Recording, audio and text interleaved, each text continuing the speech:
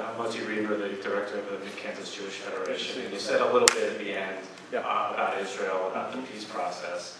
I'd like to take it a step back and say, I mean, you start with the peace process, but I think Israel, support for Israel has been a bipartisan issue for many, many years, having Israel be safe and secure from people who would harm it.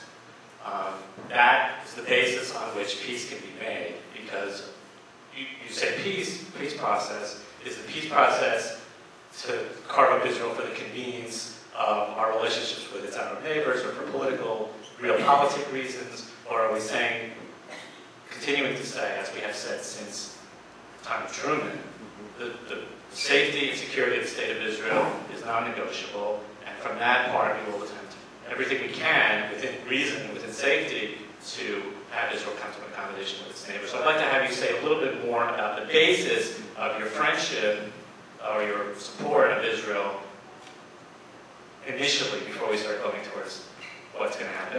Absolutely, and let me just make it very clear.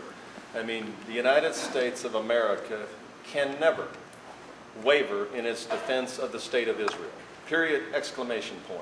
Okay, I mean, I don't know how much more blunt I can be in saying that.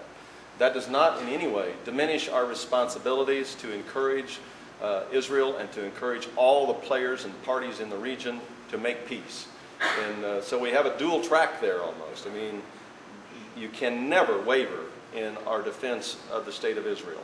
But at the same time, we have to be constantly committed to the pursuit of peace in that region. And I believe that that entails discussions with all the parties in the region that you can possibly engage.